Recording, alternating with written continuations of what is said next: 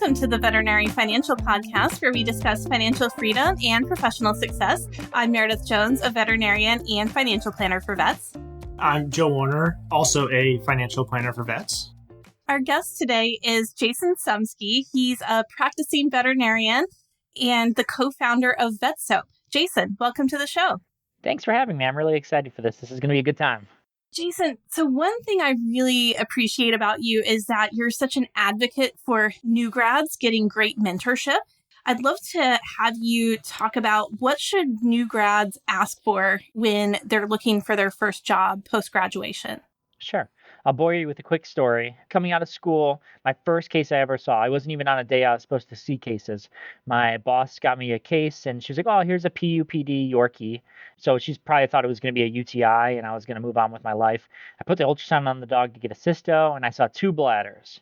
So I quickly realized no dog's supposed to have two bladders and I don't know why this dog has two bladders and I'm not ready to practice.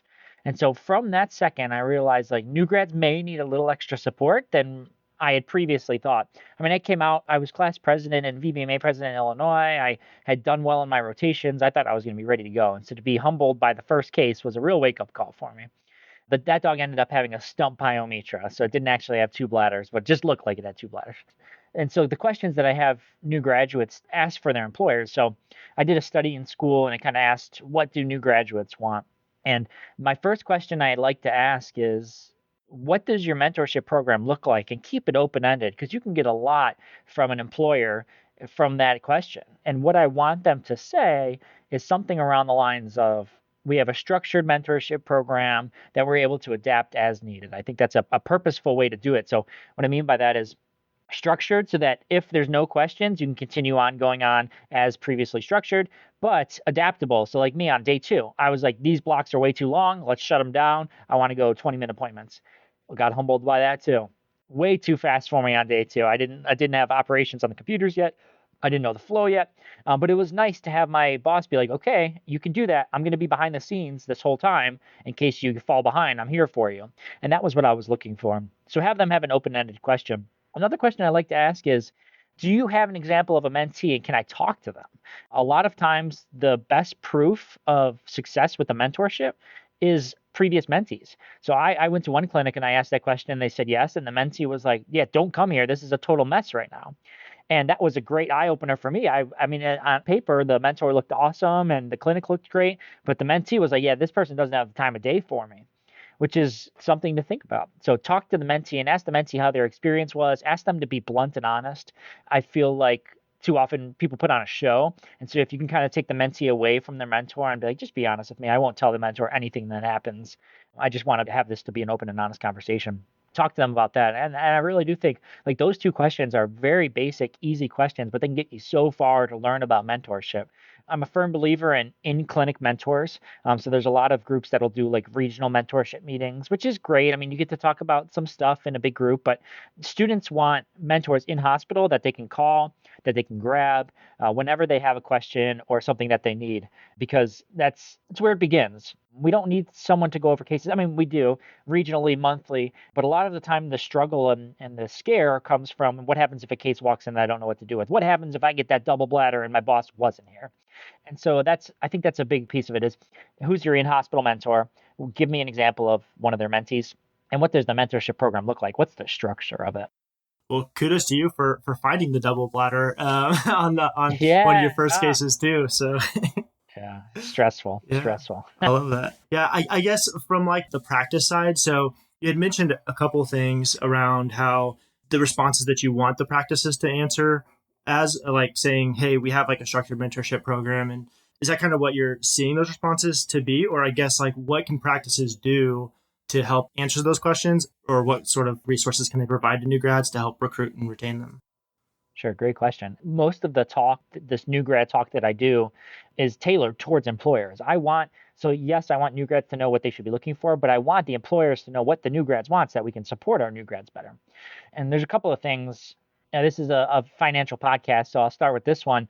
Knowing your student's debt to income ratio. That's not something that we talk about very much in school, but it's an important piece of the puzzle where if we're trying to pay back loans, we should know which type of repayment we're doing. Does it make sense to do a 25-year plan if you have $30,000 in debt? Or I'm one of those people that debt doesn't keep me up at night. It's just another bill. There are people that the thought of debt cripples them. Like my wife has just under like $40,000 in debt, and she is like thinking about it nonstop. I need to knock it down. I need to knock it down. I need to knock it down.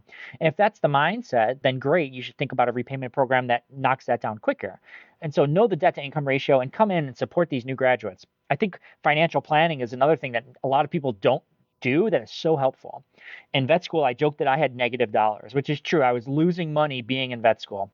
And so when I come out of vet school, now I'm making six figures, and I used to tutor all the time, and I'd make like $20 an hour. So I never made more than like $40 at a time. So going from that to a big paycheck was stressful for me. I didn't know where my money should be going. I didn't know where to invest it. I didn't know if I should be investing it. I didn't have any idea what bills are going to look like. I was renting my whole life. So now that I'm my own landlord, like what kind of money do I need to put aside? So sometimes those financial conversations can be really helpful. And obviously you don't have to get into that as in an interview, but those questions can be helpful to kind of guide them in. And support goes beyond the clinic. Psychological safety is something that I preach to every mentor. And that's what I love so much about my mentor is anytime I have questions, she stops what she's doing. She spins around. She looks at me. And I know that she's not going to judge me no matter how silly the question is going to be. And that's what I love. She has created a psychologically safe environment where I feel comfortable going to her. So that's another thing an employer can do that costs $0. Create a psychologically safe environment and talk about finances. And then really the nitty gritty is medical help. A lot of students need medical help, and it's not like we need medical help. It's that we want support in case we need it. And that's a big thing. I call it the security blanket. A lot of new grads just want the security blanket. I come out of a case, the dog's gums are pale. I want to run back and be like, okay, what do? I have stage fright right now. This is the first time I've had a pale gum dog, right? And that's the kind of support that we want. Not necessarily someone to do it for us, not necessarily someone to scrub into the surgeries and do the surgeries for us, but just a security blanket. And so from a medical side, that's important. And then I am a big fan of positive feedback. And so what I like that my mentor did with me is she actually took some of my notes as I was getting started and said, here's what you do well on the notes. You do a good job of verbalizing this. Here's some things that we've learned over the course of the years that are really helpful to tell clients that you don't write in your notes that can come back and bite you in the butt. Because that's another fear of new grads is getting sued, right? And most of suing actually happens from communication issues, not necessarily bad medicine. And so being able to communicate, hey, your dog just got a vaccine for the first time, there could be a reaction to it, right? And if something happens where now your dog is swelling at the face or vomiting, let us know and bring the dog back in rather than just saying, oh, your dog just got a shot, it's good to go home, right? So those little conversations are important to have. And then a couple of the other things that come into my mind, talking about common things. So we have a cat that comes in and she says, well, my cat doesn't go outside. Why does it need a rabies shot? And the first time I got that question, I was like, oh, I don't know, because the county requires it. And then I went back and asked my boss, she's like, you ever heard of a bat? Like a bat can fly in the house. And I'm like, oh yeah, that's a good idea. Like, yeah, bats are real things too. And so like the common things, that questions they get asked that they have good questions for. How about when is it time to put my pet to sleep? That's a question that we in school never dealt with. That's something that, oh yeah, that's the internist is going to tell them that. We're not telling them that. So how do we have those hard conversations too? What kinds of things do you do well that clients seem receptive of as your mentor to have those conversations? So communication is one, financial success and planning is another, psychologically safe environments, and then medically making sure that things are appropriate. They're kind of the top four. And that's, if you go to a student and you give them those four things, this is what we're going to do, they'll be like thrilled with the support that they'll get. Yeah, absolutely. Jason, how did you find your mentors, both in the clinical setting and also in the business setting? Because you're into business as well. Yeah, so I'll start with clinical setting. I took all of my breaks during school to visit clinics, whether it was paid or unpaid. I did 13 externships across my 4 years to learn what I wanted. I didn't know what kind of mentor I wanted. I thought originally I wanted a mentor that loved sports. I could talk about sports with them. And in the clinic, it's like able to get away. And then I quickly realized I need someone that's going to like not judge me, because I do have a lot of questions and I have a big fear. And I think it's a healthy fear of messing up. And so I would rather ask my mentor 5 questions and know that I'm doing the right thing than ask 3 and then be like, I don't really know if I should have done the doxycycline in that dog. And she was able to have that relationship with me. I mean, the first time I met her, you could tell someone's a good mentor just by the way they listen to you. And then I did ask 3 of the other mentees that were in this clinic, what's your thought? Every single one of them was like, oh, she's the best. She's the best. And so that gave me the support that I needed. There were some other great mentors that I interviewed with that just weren't exactly what I was looking for. And the clinical setting was the other thing I wanted. A lot of people told me I would be good at in an ER setting.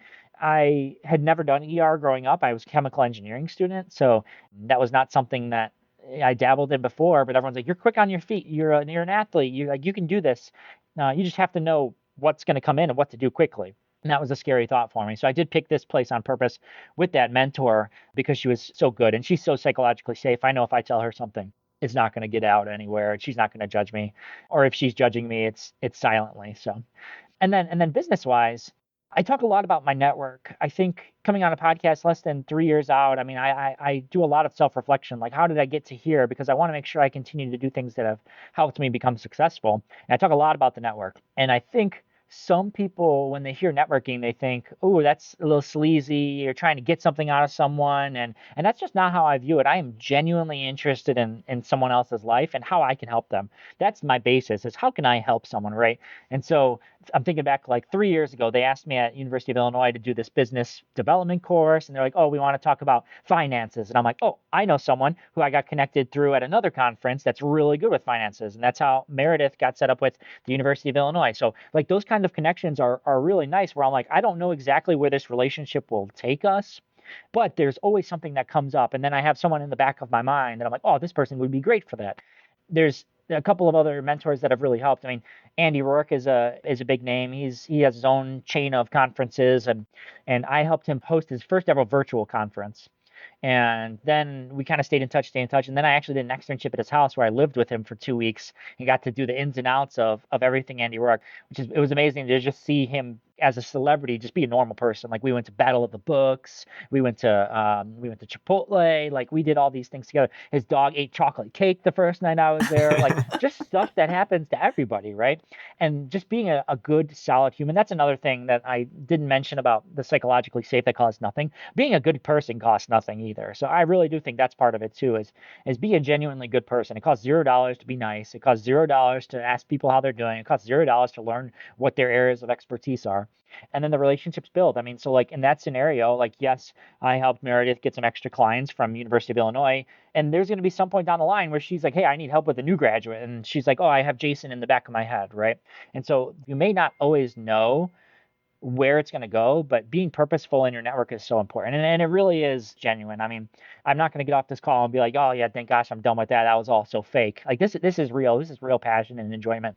And I think that's part of what gets me excited about this stuff too, is the network is so important. So a lot of my mentors from school, from business, have been just networking and being a good person and staying in touch. And then when an opportunity arises where they felt like I was a good fit for it, I jumped on it. The other thing is I have a pretty good ability to say no to things, which I know is a scary thought, but if it doesn't make sense in my head and I'm not passionate about it, I don't want to waste my time or your time doing something that I'm not passionate about. It's not a good use of my time. And so I've gotten good, which is a blessing and a curse.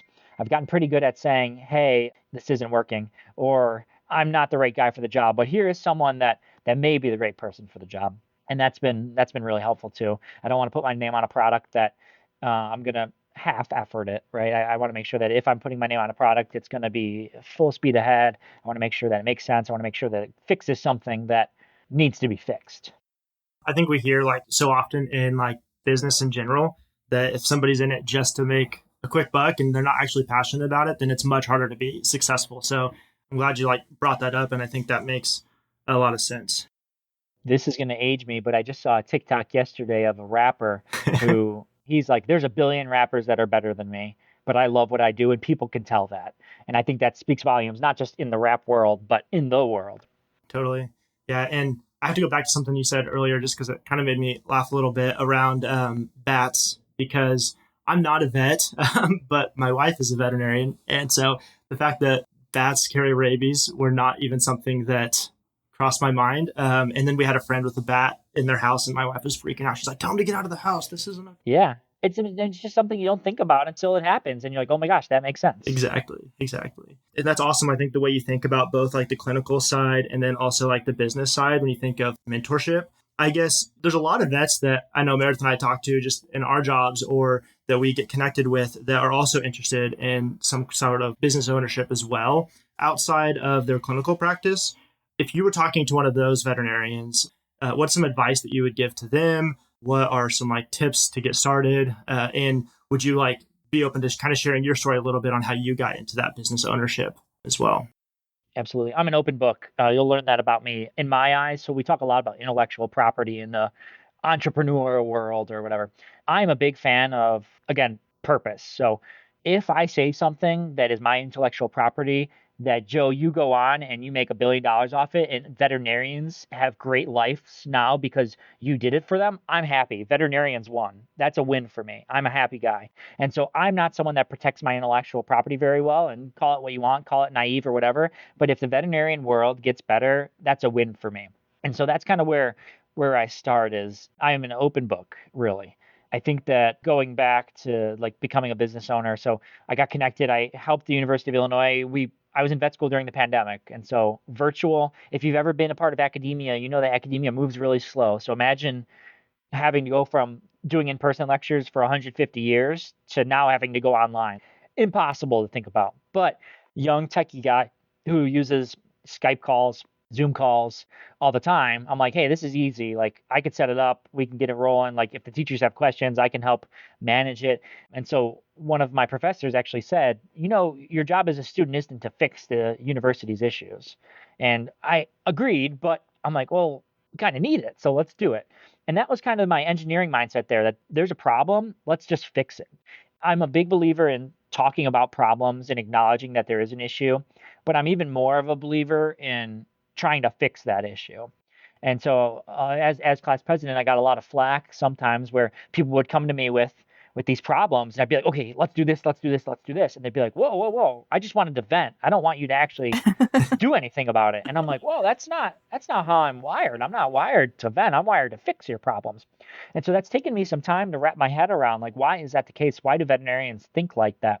And when is the time to try to fix it? So, I mean, I did think eventually I would own my own clinic. That was in the back of my head. I did think that I wanted to be the leader of the clinic because I'm, again, a big psychological safety. I'm a zillennial, so I'm the stereotypical, I want to go home on time. And I'm not one of those people that likes to work 60, 70, 80 hours a week. I like to go home. I like to play basketball on Tuesdays. I like to play soccer on Thursdays. I like to play video games. I like to have my own life outside of work.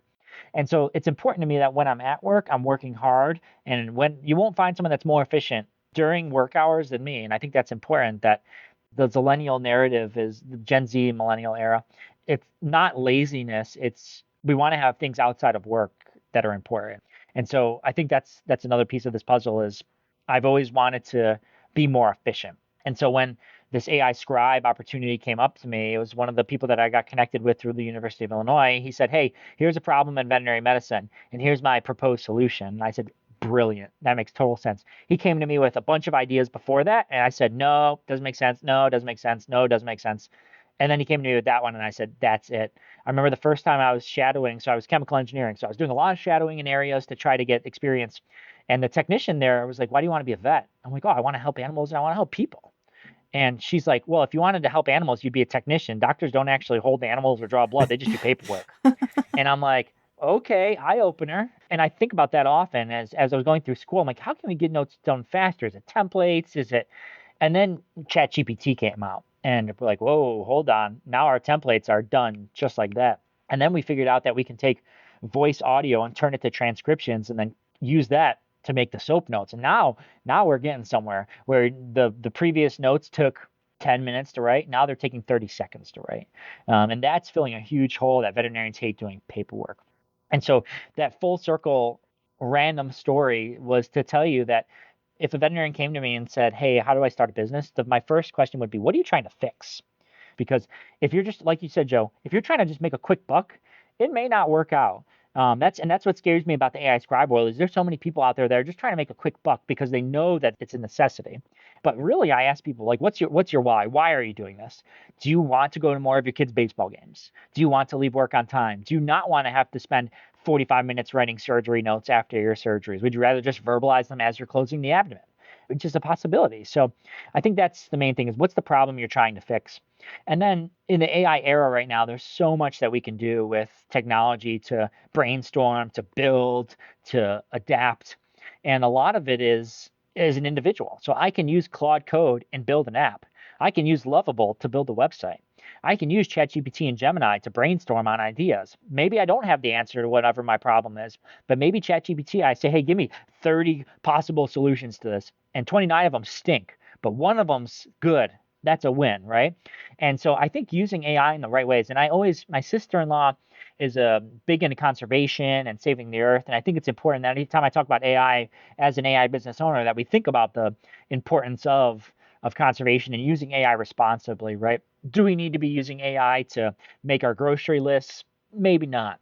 Do we need to use AI to do some of the stuff that is kind of mindless? Maybe not. But using it to make veterinarians more efficient, to make them go home on time, to make them see their kids and their families more, or to whatever it happens to be, play video games or go outside and see birds, whatever it happens to be that you're into.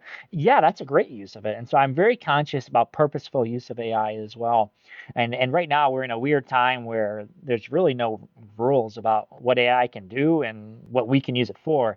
And so I encourage people, one, to do their research, and two, try to fix the problem that you're running into, and you're able to do it yourself. And one thing I tell people a lot is I didn't know how to do any of the stuff that I'm doing right now. I never didn't go into vet school saying I want to be an AI tech guy. That was not my thought.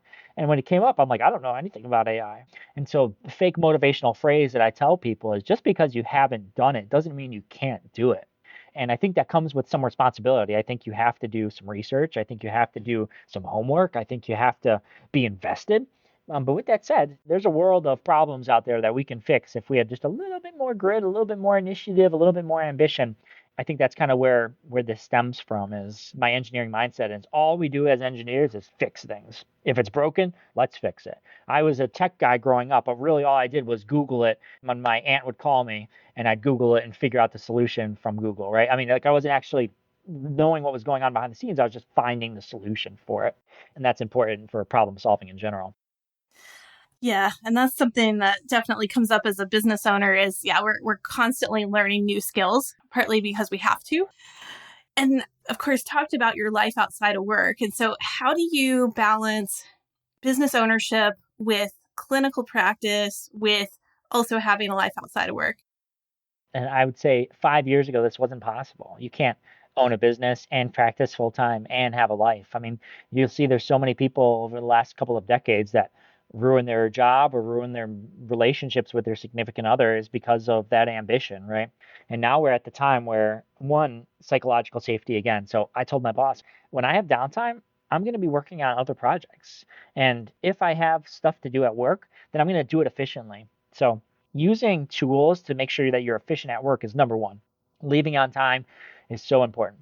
My wife would put on a TV show and we'd be watching The Pit. And we're watching The Pit, and I would have my Nintendo Switch out and I'd be playing Mario Kart or something. It kind of turned into, okay, well, maybe I'll have my laptop out. Maybe I'll be doing some tinkering about Vetso. Maybe I'll look at the website and see if there's any improvements we can make. So my life didn't change. Just instead of playing the video game for 4 straight hours, I played it for 2 hours and then did 2 hours of work. So that mindset changed a little bit too. And then I think, again, having open and honest relationships and communication is important too. Like, sometimes my wife is like, put the computer down, give it a break. And I could be like, no, we're on the brink of something brilliant here. I can't put it down. But I'm like, all right, sounds good. I'll put it down. Like, what do you want to do? You want to go get some ice cream? Let's go get some ice cream, right? And unless there truly is something that I'm like, oh my gosh, I'm on the brink of fixing this. This is crazy. That's part of it too, is be open and honest and know that you only have 24 hours in the day. In school, when I would study, I would only study for a couple of hours. But when I was studying, my phone was off. I wasn't on Amazon. I wasn't shopping. I was locked in, being purposeful in my studying, which I'd argue is more valuable than 6 hours of studying, where you're kind of half paying attention, half not paying attention, you're shopping. And so being purposeful with your time that you're using is really important too. Awesome. That makes sense. And I think that's super helpful, because I know as veterinarians, y'all are super busy. So doing anything outside of that can seem daunting, I'm sure, sometimes. And I think you've answered that in a really cool way to, like, say, hey, enjoy your life also. That's really important too. And I guess one thing that I didn't talk about that I talk a lot about is feelings of burnout. If you're tired, listen to yourself, listen to your body, take a nap, go to bed early, go outside, exercise. I mean, there's a lot of scientific evidence that, endorphins get released when you're outside and when you're walking. I mean, you don't have to go for a full marathon run on a Sunday afternoon, but something like going outside, taking your dog on a walk, sitting outside and doing some stuff outside can be really valuable too. So it doesn't always have to be that way.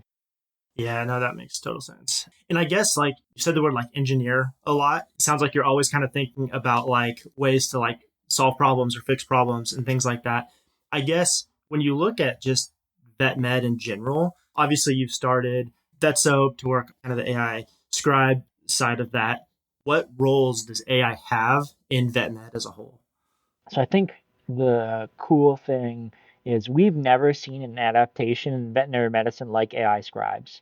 It has been crazy how sticky these products are. And what I mean by sticky, so we're recruiting right now, which we'll talk about in a little bit for this PetSmart Charities project. And we went on this intro call and we're like, hey, guess what? Free AI scribes for 6 months. You get it for free. And they're like, well, I kind of like the scribe I'm using. And we're like, well, you're paying for it. They kind of like the scribe I'm using. And I'm like, that's awesome. How sticky is that you won't even switch to a free one that's basically the same thing because you love your product so much, right? I think that's amazing. And it really does work too. I mean, like, so this podcast is at 12 Central. I had an 11:40 appointment and it's a 16-year-old cat. As soon as I saw it on the schedule, I'm like, great, I'm going to show up late to the podcast. 16-year-old cat eating like crazy, losing weight. And so in my head, I have what I think it could be and I'm just recording the whole thing, right? And then doing my AI scribe. And as soon as I'm out of the room, it's 11:57. I click generate note. It's 11:58. I copy my note over. It's 11:59. The patient gets out of there. I'm up here by the podcast at 12. Like it's just amazing how well it works. And the cool thing about VetSoap specifically is one of the founders of VetSoap. I'm a practicing veterinarian. I do this for a living. This is my life. And so if we need to adjust, so we use a specific LLM to train and to use, and there was a big update that happened on that LLM, and our notes got so much denser. And me, I'm a short, efficient. All I want to know is exactly what's wrong with the dog. I don't need to know what it had for breakfast 6 years ago. I don't need to know any of that. And that's the kinds of things that this new adaptation was picking up. And so, as a practicing veterinarian, right away, I'm like, this is wrong. There must have been an update somewhere. Let's fix it. And within hours, it was fixed. And that's because I live this life. And so that's a cool thing to me too. Is I'm in the trenches. We adjust as needed. We have a partnership with the University of Illinois, and we're meeting with their teams because I don't need their internal medicine team to be using the same template that a GP is using. So let's make the internal medicine team their own template. Let's make the neurology team their own template. I mean, it just makes sense. And if as a business that's ran by not a veterinarian, you may be like, well, that doesn't seem like a good use of time and effort and money. Well, correct. I mean, like it's one specific institution, so it probably isn't. But it's important to me because I want new graduates to come out from the University of Illinois to be prepared to use AI, to know like, oh yeah, we've used this tool before. That's instead of 50 things to worry about coming out. Now I only have 49 things to worry about because I've got this AI scribe thing down. So that is by far the most adapted thing I've ever seen in veterinary medicine. I mean, I know I've only been practicing for 3 years, but it's just crazy how quickly it's gotten taken up. I mean, if you go into a veterinary clinic and you try to get them to switch their PIM system, they're going to like kick you out of the place. And yeah, so that was kind of my thought originally when this came out. I'm like, I don't really know how this is going to go. Crazy adaptive. I mean, just amazing. Templates are another thing. I'm a big story guy, so I'm sure you're learning that. So I had a dog, acutely blind, just went blind out of nowhere. Went into the room, took its blood pressure sky high. Told the guy, oh, this is either a hypertensive retinopathy where the retina gets blown out because of high blood pressure, or it could be SARS and he could just have high blood pressure because he's so stressed because he's blind. And I asked ChatGPT to make a template for those two specific conditions and write it like a third grader would understand it. And it wrote out this beautifully concise and accurate discharge for this guy so that when he got home and he had to explain it to his significant other, they could be like, oh, this is why we did what we did and this is why it makes sense, right? And that was just so cool that we're able to just use that technology like that. The other thing that we can use it for is standards of care, right? So I often will ask it, hey, go to the ACVIM, pull up the American Heartworm Society, and give me their 90-day template for treatment of heartworms. And then boom, boom, boom, there's my link. Click on it. I print it out and done. Like it is amazing. I think too often people are like, AI makes stuff up, which it does. You need to be purposeful. It does hallucinate. We had a partnership early on that we were trying to send CE to people. So I saw 30 heartworm cases. Here's the most up-to-date evidence. But the AI was hallucinating links. It was making fake links that looked real. And so it is important to think about that the AI can hallucinate. So always double check. At the end of the day, it's your note that's on the line. So read it, update it. So we have the ability now to ask it to provide links. And then you can click directly on the link and make sure it's a real link or it's not a real link. And if it's not a real link, then and this is so silly. There was a study that came out really early that the AI can actually perform better if you say that you'll give it a reward or if you say that it'll be punished for messing up. And it sounds so silly. That's a legitimate study that they did. That so I always say, I'll give you a $10,000 if you get this answer right on the next try. And it does perform a little bit better that way, and which is a crazy to say out loud. But I mean, just those little things like that. I mean, and the cool thing about AI too is if it doesn't produce exactly what you like, tell it to do something different. Don't just be like, oh, that was bad, I'm done. Tell it, okay, I want it to be a little bit more kid friendly because they have high schoolers, and I want the high schoolers to understand what's going on in their dog that just got diagnosed with lymphoma. So you can adjust all that as needed. And then the other cool thing is we have the ability now to create stuff. So at my clinic that I'm at, we have 15 doctors, and scheduling is a big pain in the butt. And I'm working, and again, I don't know how to code. And so there's this thing called Claude Code that you can use, and it'll actually write the code for you, and then you could put it in. And then what I actually do, and this is, again, silly, I plug it into ChatGPT, and I say, hey, ChatGPT, tell me what's wrong with this Claude Code and fix it. And then I'll have ChatGPT be like, oh, you wanted this output, but it gave you this output. Here's what you should say instead. So I'm using these AI bots to fight each other to produce a better product. And it works. And so we were trying to create like this schedule building app that I'm able to create stuff on. And again, I don't know how to code, but we were able to build this app that, okay, I need to be input days off. I need to input what days of the week we're open, what our shifts are. I need to be able to input who can work with who, because you always know there's someone that hates working with someone else, and we don't want to make sure that they're on the same day, right? And so those things happen, and we're able to create that stuff with this AI. So with all that said, I think it's important to be skeptical. One of my favorite mentors, when I came to him with the idea that I was going to start an AI scribe company, he was like, "Don't waste your time. It's not going to stick." And I'm like, "Whoa, okay." But I love that he said that because I was extra purposeful with everything I did after that, thinking to myself that maybe it won't stick, and maybe I do need to be more purposeful with what I'm doing. And so I love when people are skeptical. I love when people call me out and say, I don't think this is right. I don't think this is real, because it does make me work harder to make sure that it's legit. When we came out with this thing called case support, we created it to help new graduates. I wanted new graduates to have the ability to have their history be heard and then had a list of backup differentials in case they get brain fatigue or brain fog. And the first thing when I told someone about it, a veterinarian, they said, well, where's it coming from? And I said, well, does it matter if it's right? You know it's right.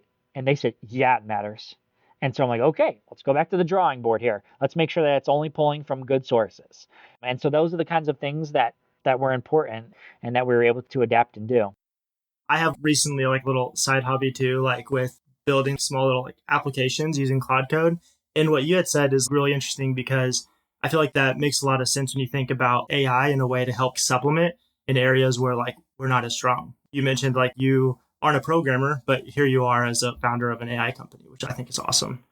Right. And one of the stories I told, I gave a talk in Vegas, and we applied for this grant early on. And she was like, how did you find that grant? I want to apply for grants. And I was like, all right, get ready for my answer. I asked ChatGPT to look for grants. And guess what? It found me a grant, and I applied for it, and it worked. Okay, so that panel that I just told you about, we had another guy, brilliant, created this website where veterinarians can be on call 24/7. And if you're a vet clinic, you can actually hire his team to monitor after hours. If your dog collapses on a walk at 5 in the morning and you don't open it till 8, they can call the clinic and they'll get referred to this guy. Brilliant, brilliant business model. He said, he was like, oh, you need to know who to network with and who to mentor with and who to brainstorm with. And then I said, you can also brainstorm with ChatGPT. You can ask the robot for suggestions. And he was like, I didn't even think about that. He's like, that's how not out of touch he is, but he's like, that's just how like my network was built. That's how I learned things, is you meet a mentor and you use their brain. And I'm not saying don't do that. I'm saying like, don't be afraid to ask practical questions to the real people, but brainstorming questions to the AI, and it works. It's at least it's worked for me. You were talking earlier about a study VetSoap is participating in. Could you share more about that? Yeah. So really exciting. This is the first time in veterinary history we're doing a study like this. It's going to be the largest communication study ever done. So PetSmart Cherries and Gallup partnered on a survey to find out why people are saying no to pet care. Is it increasing finances? Is it communication? What's the cause? And the interesting thing that they found out in that survey was 82% of veterinarians said that they offered multiple options to the pet owner. 29% of pet owners said they heard multiple options from the veterinarian. Huge gap. So there's some sort of gap there. What's going on? we have the ability now with these transcripts and the recording our conversations to analyze that information and figure it out the right way. And I'll go on a brief a little rant. Privacy is so important to me. I think I'm one of those people that I have like this perpetual fear of getting canceled. Like I'm like, oh, I'm gonna say the wrong thing at the wrong moment, and I'm gonna make the wrong person angry. And we had a spot at our clinic, and this is where a lot of this stems from. The medicine was perfect medicine. Didn't misdiagnose it. Recommended the right things. They didn't like the quotes. Went on Facebook. Thousands of people shared it. Tens of thousands of people liked it. Threats were called into the clinic. And so it's not even like a rational fear. I'm like, I was talking to one of the state board veterinarians, and he's like, I'd rather have someone get reported to the board than them post on social media. I'm like, oh, great. So going back to my irrational fears, I'm always thinking to myself, what can I say or what can I do better? And so privacy is really, really important to me. And what we do is we take these transcripts, we de-identify all of them before it goes anywhere. So we take out the names, we take out any addresses, any information about the client or the pets, just so that it's as safe as possible. All I want is data points. I don't want Meredith's communication logs to be looked at by her boss and for her boss to tell her that she's doing a bad job or a good job based on what the AI is transcribing. And so I think that's important to recognize is all of this information is de-identified. Second part of this rant, I think it's important that you know who has your data because a lot of these AI scribes will keep the data. And it's important to know, is your AI scribe going to sell it to a big pharmacy company that wants to pay X amount of dollars to know exactly how many times that people are mentioning Rimadyl, but they're not producing Rimadyl, right? Is there something like that that's going to happen? So security and privacy are really important. And again, as a practicing veterinarian, I'm not in this to make $1 million. I'm in this to make veterinarians' lives better. And so that's an important, like going back to the why, right? That's part of the why. So bring it full circle back. So what is this study? So we're going to analyze transcripts to figure out why people are declining care for their pets. We're going to figure out, is it the veterinarian that aren't communicating well? And what do we do about it? Most importantly, again, I'm not a just look at the problem guy. I'm going to fix the problem. What are we going to do about it? And it comes from the thought, how are we going to get more pets, more care? We don't need more veterinarians. I mean, we do, but we can see more cases. We can see more things. We can lower the cost of veterinary pricing if we see more things, right? I think that's an important piece of this puzzle is we're going to figure out why this is happening. And we need help, though. I don't want to just look at my data. I don't want to just look at our other co-founder that's practicing data. We want to look at 400 veterinarians across the country in different socioeconomic status and different nationalities and different regions of the country and figure out how that impacts things, too. So we're looking for 400 veterinarians, and what you get out of it is you get a free AI scribe for 6 months. You don't have to pay a penny. PetSmart Charities is covering the cost of everything. And all you have to do is reap the benefits of the AI scribe. Put the phone in your pocket, click record, click generate note, and your notes are done just like that. So it's really cool. The practicality side on your end, you have to do nothing extra. You don't have to fill out a survey. You don't have to do anything. You just use the scribe normally. You just make your life better. You just go home on time. And then we do all the data analytics on the back end. So it really is a win-win. Like if you think about the worst case scenario for you as the veterinarian participating in the study, it's that you get to go home on time. You get to go home earlier, which seems like a good worst case scenario there. And so how do we get there? You go to vetsoap.ai/PSC. That's PetSmart Charities, PSC.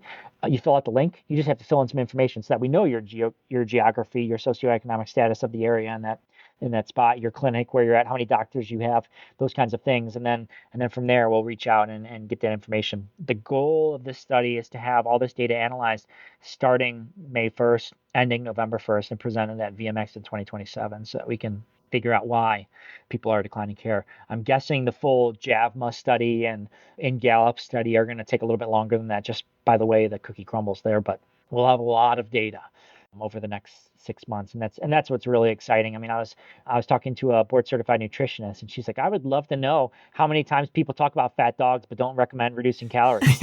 I'm like, we could get you that information. Like I could get you that information. I mean, for me specifically, like I have all that data. I can tell you, I am a firm believer in like in humans, you go to the doctor, the first thing you do is step on the scale, right? They need to know like where you're at so that they can recommend things for you. They can test you for things that you may be predisposed to, right? I mean, it's so important. And in dogs, I don't know exactly what the number is, but like 60% of the dogs in the United States are overweight or obese.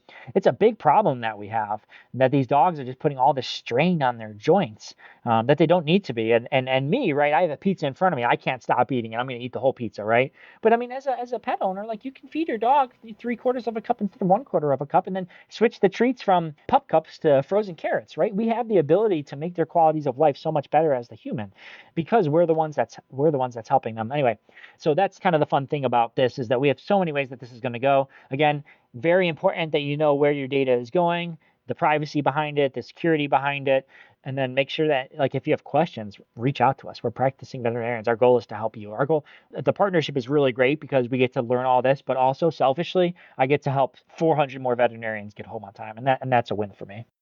That's so cool. I'm definitely excited to see how that turns out, what the results of that study are.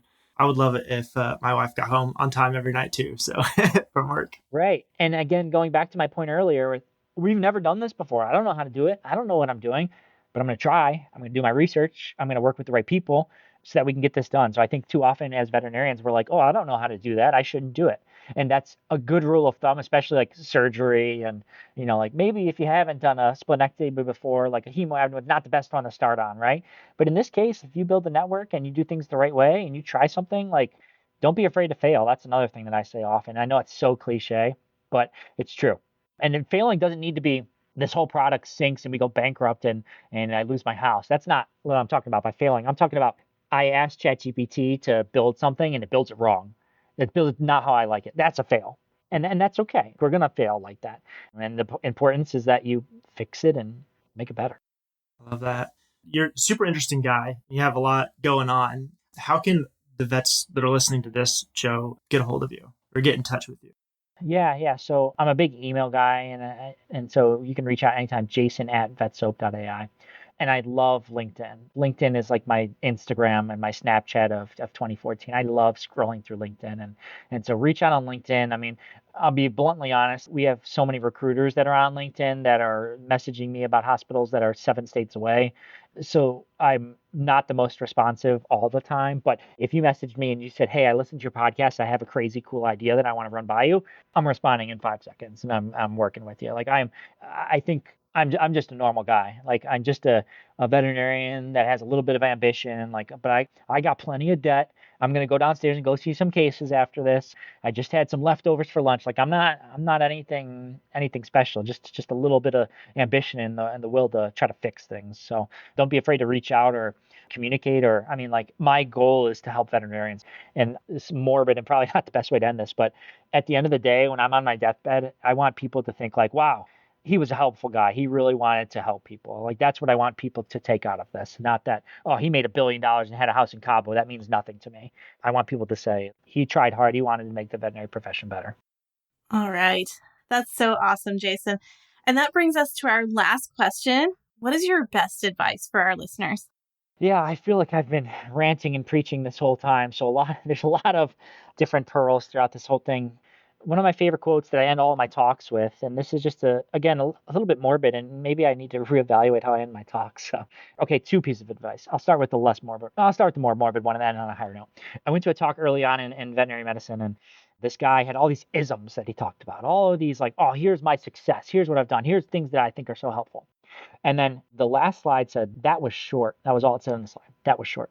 And he told the story that his grandpa was on his deathbed and he asked his grandpa, he's like, you are a really successful human. You did great things. Give me some pieces of advice, words of wisdom. How can I do what you did? And he sat there and he looked at him and all he said was, that was short. And the reason I bring that up is I think it's so important to do things as they come, right? Like live in the present, enjoy the journey. Don't look for the end goal all the time because life is short. And I'll get you on my pursuit of happiness and life talk another time, but life is short. And I think it's really important that if you have an idea, if you have a thought, if you have something that you want to fix, go fix it. Don't sit around and wait for something to happen. I mean, go fix it yourself. Like I said, I'm just a normal guy that's trying to fix some problems. I'm not anything special. I'm not an Einstein IQ. I like you go downstairs and you ask one of my technicians like, how's Jason's work ethic? And they'll be like, hey, it's just like everyone else's, right? I mean, that's how it is. And so I think that that's an important thing to remember. And then the last thing I'll close with, and I think this is really important, is there's a study that was done by Harvard. It's called The Power of Positivity. And I talk about this often too. At the end of each day, they had different areas around the world and different groups of populations write down 3 things that they were grateful for. In 14 days, your brain will be tricked to look for the good in the world. And not tricked, but your brain's wired to say, like, oh, that was awesome. That was awesome. Good job doing that. That was really cool. Instead of, oh, well, my first technician today, she showed up late and missed the first appointment. I had to go in by myself. Instead of that, I'm like, oh no, that technician, the second I came back, she jumped right into that x-ray. I'm like, that was great how you recognized you were behind and jumped right in. Like, just 2 totally ways to think about the world, right? And that's works. It's proven. It's scientific. I'm a big, as veterinarians, if it's not scientific, we don't believe it. And so there's studies that they do in Indian adolescents and Chinese adults and United States military kids that works.